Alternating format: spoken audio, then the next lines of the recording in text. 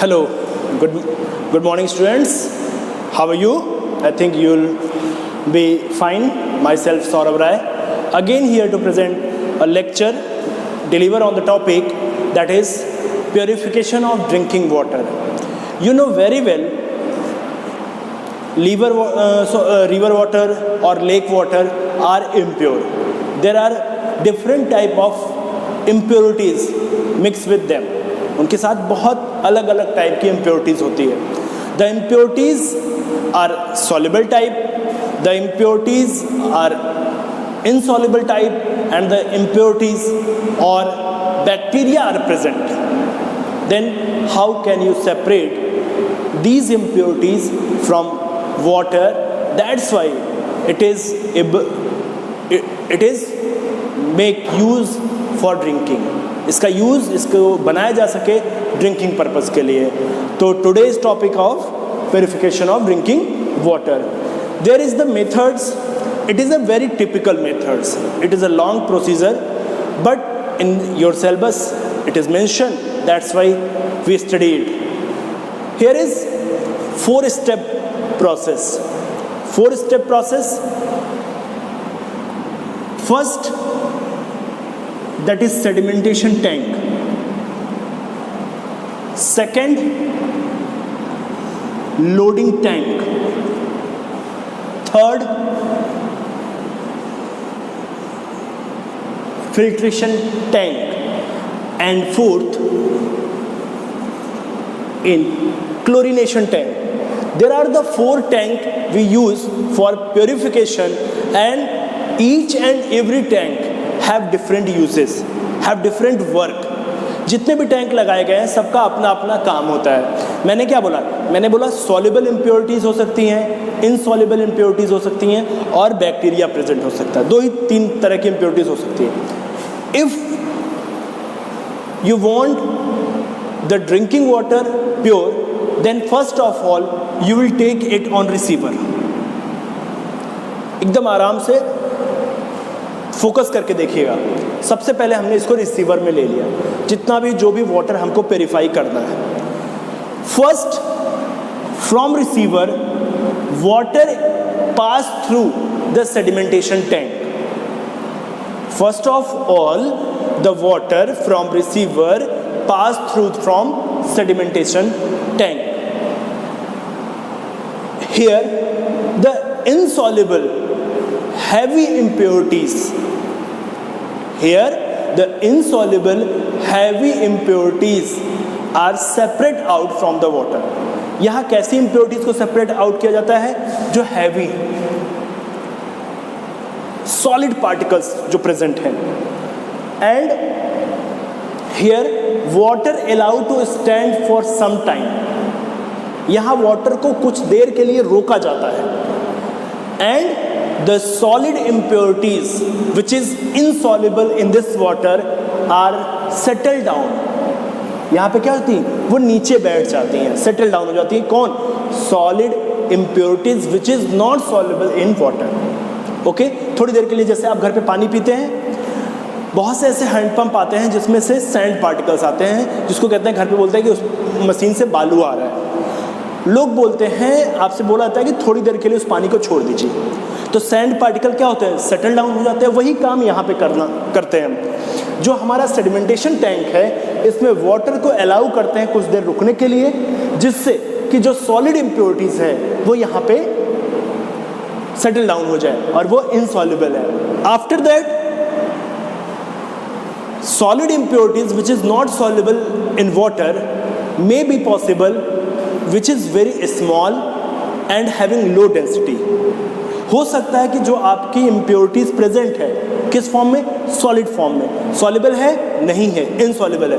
वो बहुत छोटे हों, बहुत small हो, उनकी density बहुत कम हो, तो वो यहाँ पे settle down नहीं हो सकते. The particles which are very small and having low density cannot separate out in sedimentation tanks. So to separate these type of particle, these kind of particles separate, we pass the water in loading tank. यहाँ से impurities नहीं हुई तो क्या किया आपने, loading tank में पास कर दिया। In loading tank the colloidal particles mainly are negatively charge. ध्यान रखिएगा, यहाँ पे जो कोलाइडल पार्टिकल्स होंगे, ये जो पार्टिकल है ये कैसे हैं, ये negatively charge. And here the aluminium oxide, जो आपका एलम होता है, सॉरी एलम मतलब फिटकिरी, वो यहाँ पे प्रेजेंट होता है।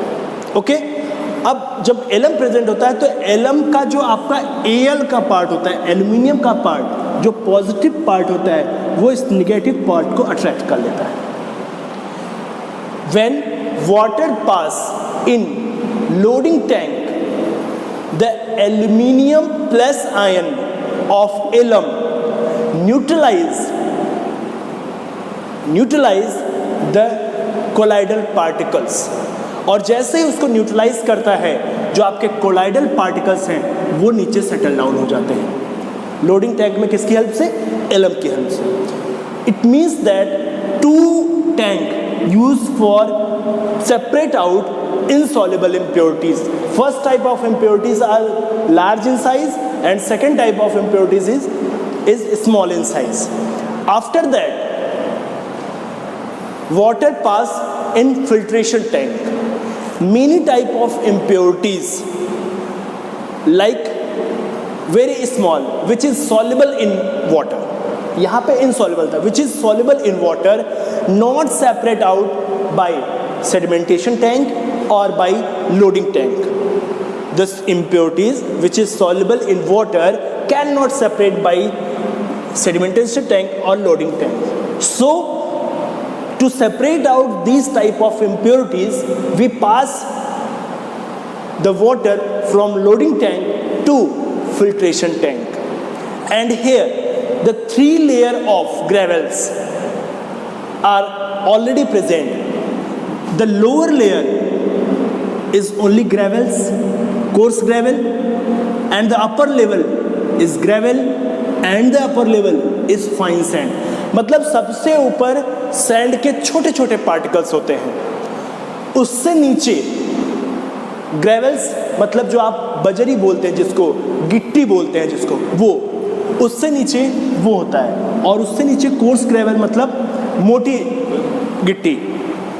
यहाँ पे जो साइज होती है वो बड़ी बड़ी होती है, फिर इससे छोटा होता है और फिर सबसे छोटा होता है। होता क्या है कि जो सॉल्युबल इम्प्योरिटीज़ होती हैं, जैसे ही आप वाटर को फिल्ट्रेशन टैंक में पास करते हैं तो वाटर तो प्रेशर से जाएगा, तो सॉल्युबल इम्प्योरिटीज़ इसमें जो आपका ग्रेवल्स है, जो आपकी बजरी है, जो आपकी गिट्टी है, उसमें अटैच हो जाते हैं, फंस जाते हैं, और जो आपका प्योर वाटर है वो ऊपर की तरफ निकल जाता है।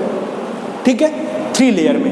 अब सॉल्युबल इम्प्योरिटीज़ की साइज़ कम ज़्यादा हो सकती है, तो वो इसीलिए यहाँ पे जो अलग अलग साइज़ के ग्रेवल्स यूज़ किए जाते हैं। ठीक है, after that from filtration tank water is pass through the chlorination tank.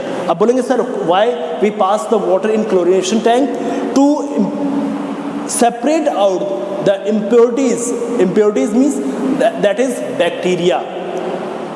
जितने भी बैक्टीरिया हैं वो क्लोरिनेशन टैंक के थ्रू आपके सेपरेट आउट होते हैं, और इसमें यूज़ क्या करते हैं, bleaching powder that is calcium oxychloride, जिसे लाइम क्लोराइड भी बोला जाता है। ये लाइम का क्लोराइड है, द क्लोराइड ऑफ लाइम बोलते हैं इसको। जब यहाँ से पास किया जाता है तो जितने बैक्टीरिया हैं वो यहाँ से फिनिश हो जाते हैं क्लोरिनेशन टैंक में, और आपके घरों पे प्योर वाटर मिल जाता है। ठीक है, that is the procedure. There are 4 step. First, sedimentation tank,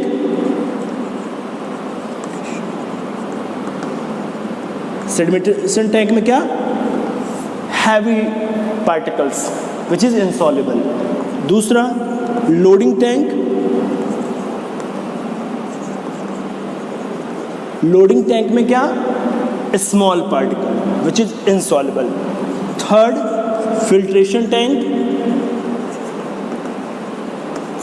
tank, इसमें क्या बेटा, इसमें soluble impurities in 3 step, 3 layer of gravels. Okay, and fourth,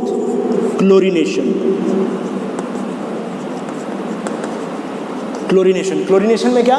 bacteria with the help of bleaching powder. That is the purification of drinking water. Students, our next topic will be physical change and chemical change, which is based on the physical process and chemical process and the example which happen in our daily life. And the next topic will be element and compound. Students, in second chapter element and compound topic are mentioned, but in 9th class we will discuss this topic in chapter 3, because until we not study about atoms, we not study about molecules, that we cannot understand about the compound. So element and compound, two topics we'll discuss in third chapter. Chapter is atoms and molecules. Now next topic will be physical change and chemical change, which is based on the physical process and chemical process. Now, okay.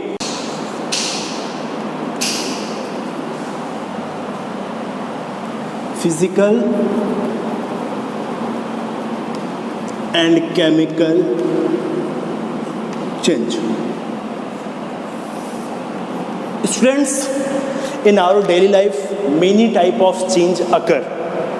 We can observe, you can also observe, and these here the change are divided into two on the basis of the new substance form. Some changes occur, then new substance are formed, and some changes occur, the new substance are not formed. Then on the basis of formation of new substances, here the change is divided into two types: physical change and chemical change. Students, we discussed both changes by the difference. One side, that is physical change, okay, and the other side chemical change.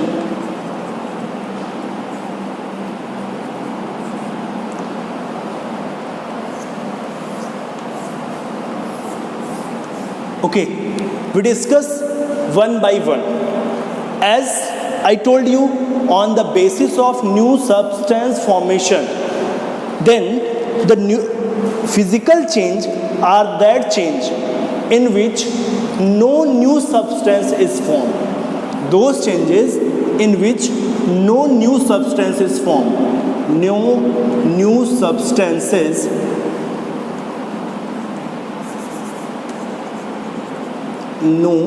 substances are formed.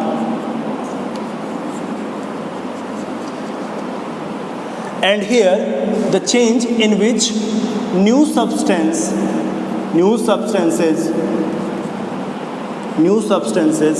are formed.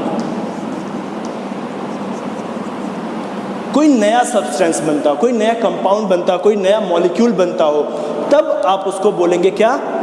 Chemical change. और कोई नया नहीं बनता है, जैसा पुराना वैसा ही है कुछ है, तो इसको बोलेंगे क्या? Physical change. Okay, the next property is the change. Original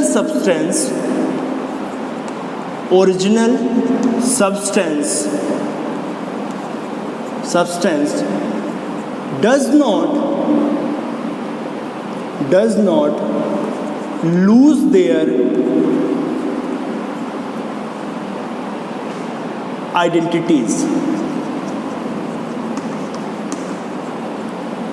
means जो जैसी पहचान, जैसा शेप, जैसा साइज ओरिजिनल सब्सटेंस का था, वैसा ही चेंज होने के बाद भी आपको सब्सटेंस का दिखेगा. ठीक है. But in chemical change, new substance have different property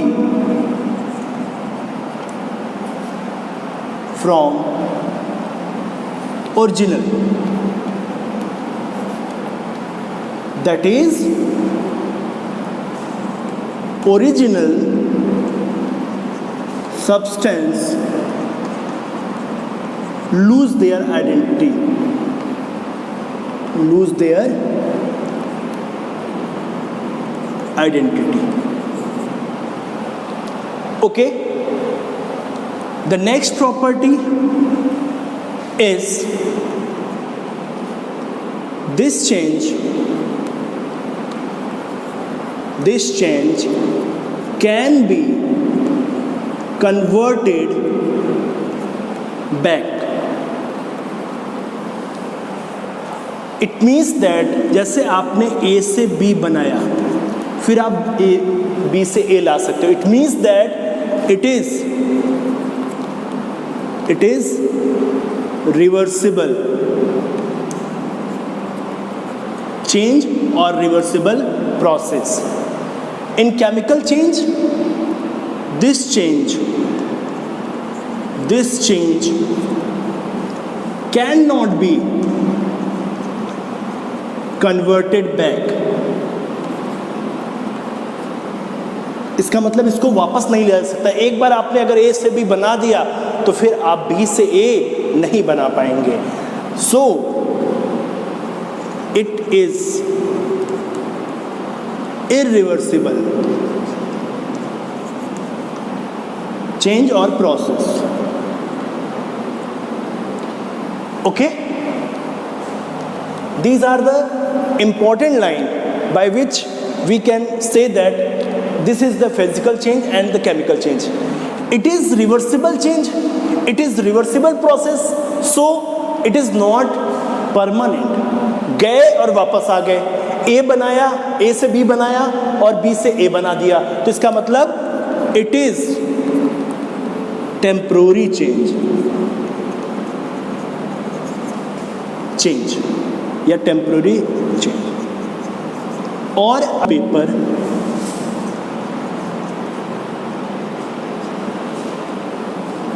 burning of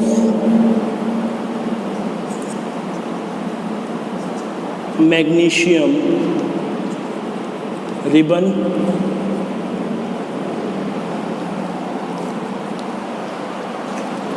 formation of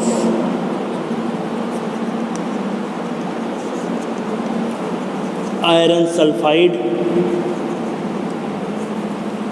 formation of iron sulfide and rusting of iron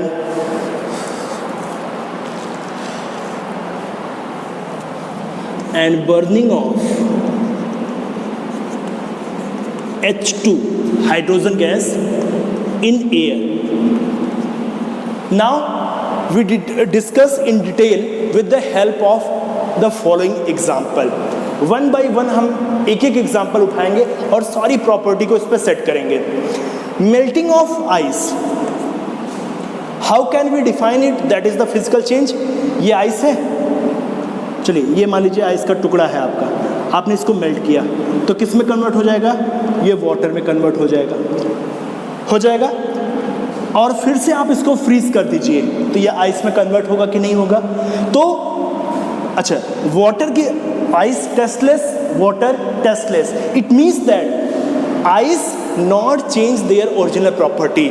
ice never lose their identities due to the change. Second thing, original substance और new substance, कोई भी नया substance नहीं बना. जो composition है वो water का है.